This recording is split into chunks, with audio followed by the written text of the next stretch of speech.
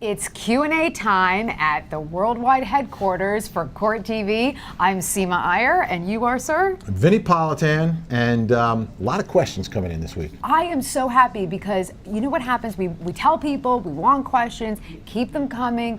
We're going to do this every week. Yes. And then we get to the day and there aren't enough questions, and I get very nervous that I'm going to have to actually fabricate No, questions. we don't have to fake anything. There's no faking anything here. Okay. This is all legit. Real deal. Questions. You ready? Yeah, I'm ready. First question comes from Lee, who's asking, about time, referring to, hey, CourtTV's back, will trials be televised and when will it air?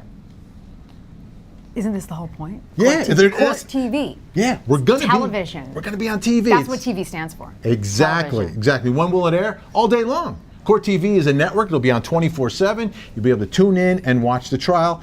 Next question from Lee again, and we allow compound questions. And Lee, we love the exclamation points. We can feel your enthusiasm in the exclamation points. Who will be the commentators? Well, I'd like to introduce one of them. Will be Seema Iyer. There you go. There. And the other one is Vinny Politan. Right. Also, Judith Tuwelde. That's right. And Julie Grant. All-star cast, my friends. Then we've got folks out in the field. Also all-stars. Yes. Chanley Painter. Chanley Painter. Amazing, talented, former prosecutor. Yep. The Ted Rollins, who you probably all know from his historic interviews with and his Drew great Peterson. anchor hair. He has great anchor. I am so jealous of Ted. Listen, I want his anchor hair. You should. Listen, you're a handsome devil. You are. I'm not going to lie. I don't. But not I Ted don't have Rollins classic hair. anchor. You no, don't have Ted Rollins hair. That's a whole nother level. We could try to, get you a little poof. Yeah, a little bit. And also Julia Janae, who is Julia Janae, okay. She's from Investigative Jacksonville. Reporter experience. Down in Jacksonville, yep. Lawyer, excellent, yes. Excellent. All right, so we answered your question, Lee. Next question comes from, I have a question for the next question person. How do you pronounce their name? Is it S. Sebra or is it Skebra? It's great. The handle is SCEBRA. Right. So I think it could be like an S, Sebra, or it could be C-bra, like bra. Yeah, all right. Is this like underwear bra? All right, Skebra's question, is this going to be a new broadcasting system? I think what she's really asking, is this going to be a network or just a show on another network? And a lot of people have been asking me that. Yeah. Like people will say, oh, congrats on the new show. And I'm like, Right. no, it's not a show. It's a network. It's a whole network. Right. It's like a new channel. Like it's a new channel, right. It's just boom, here comes CourtTV 24/7. 24/7. Will you be covering live trials as CourtTV used to do? We are, baby. We're doing it. That's the bread and butter. It's the bread and butter. That's what we're about. So excited to see you back, and Skebra or Skebra or S. Sebra, I'm excited to see you as well. Good stuff. All right, Danny has a question. It's not really a question, it's more of a comment. I just put this one in. You guys are fab. I love how you want to throw in your gratuitous compliments here. Come on, May. And Danny's excited for May because May is the relaunch. Thank you, Danny. Thank you, Danny. Next one comes from McHugh, RIT, also known as the Suburban General. Okay. Ready? This one's for you now. Now, for folks who don't know Seema, she has an incredible scientific background. Not just a lawyer, but like a scientist. Yeah, it's true. The real deal. So while I was a defense attorney, I went to school at night, I volunteered in the hospital, worked at the medical examiner's office, conducted about 100 autopsies. I really dug deep to learn about DNA and scientific evidence. So this question's for you. But it's not for me. Okay, here's the question. Go ahead, read it. Familia, how do you pronounce it? Familial DNA testing to solve cold cases. The new normal? Okay, so I have a problem with this because I thought it was referring to, let's say, we have Vinny's DNA in the data bank of the criminal justice system because Vinny, of course, has been convicted of a crime, duh. So convicted, never convicted. Okay, but so my question was, does that mean we are going to get the DNA of one of your brothers or sisters or something like that? But I think, which is what you were kind of explaining to me offline, is that this is referring to these new websites and new organization. 23andMe, Okay. Ancestry.com. I think that's what they're talking about.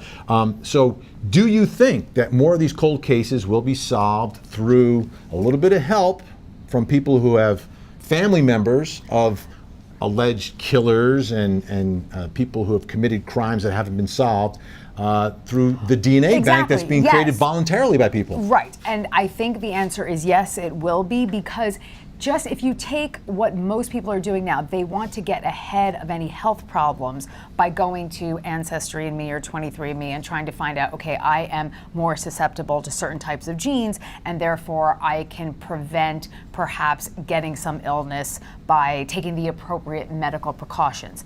Similarly, if there are cases that have not been solved, they can take this DNA, connect it to one of those organizations, 23andMe, Ancestry.com, and let's say it comes up with a connection of a cousin or a relative. Then the investigation process can start by interviewing those witnesses. I just want to be clear that, and this is That's a good thing, right? That we're solving cold cases. it is a good thing as long as no one's rights are being violated. Now, if you have been convicted of a crime and your DNA is in the criminal justice databases, then you have you've waived your right to make an argument of how that is used, your DNA.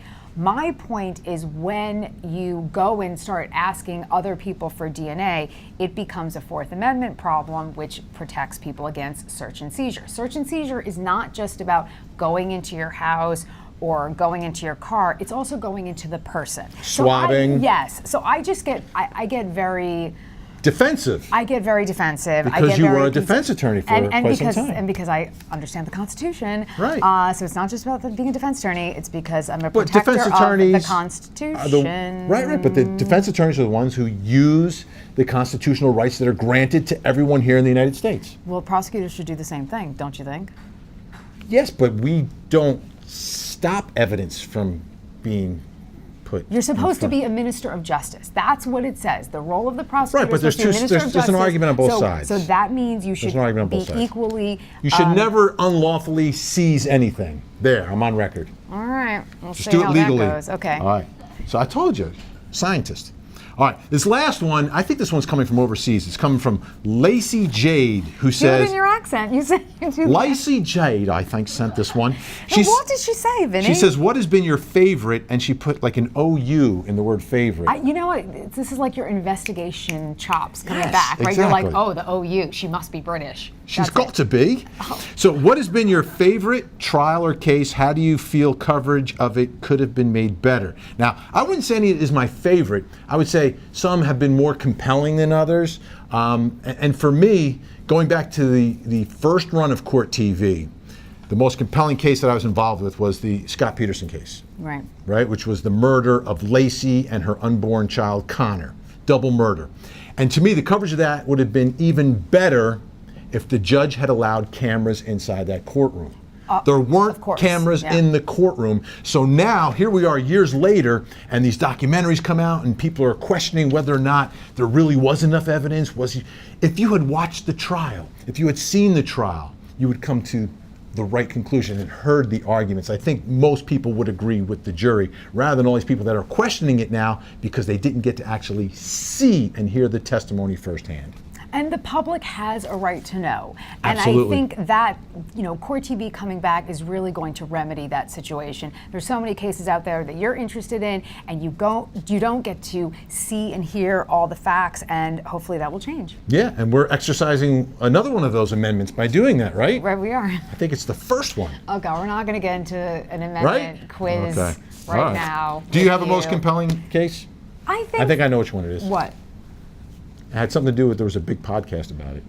No? Oh, right. I thought they were referring to a CourtTV case. Okay, but yes, let's. I just want to mention that. That's really good. So the subject of the Serial podcast was the case of defendant Adnan Syed, the death of Hae Min Lee. Excuse me, I may be saying that wrong. Hae Min Lee, and My issue is the coverage. So cameras were not allowed in the courtroom at the time of the trial, nor his hearing for a retrial, which was in February 2016.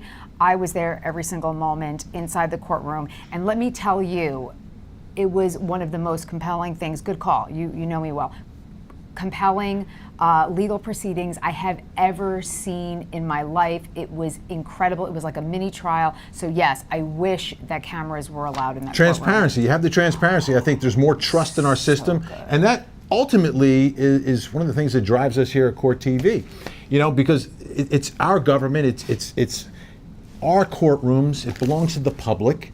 And unless you have time during the day to go down there, you never see what happens day in and day out. And that's part of our mission here, is to provide that transparency so we can see our system of justice in action, to see justice happening and injustice happening. And I think we that's the can case. do that better now than ever before because of social media, because of transparency, and because people are so much more well informed about the legal process. And this is only going to enhance that. Good stuff. For everybody. So, where can we follow you? Yes, you can follow me on Facebook. Vinny Politan, Court TV. Okay. Boom. And I am at Seema Court TV, Facebook and Twitter. May 1st, 2019. Mark your calendars. We're ready. We're ready.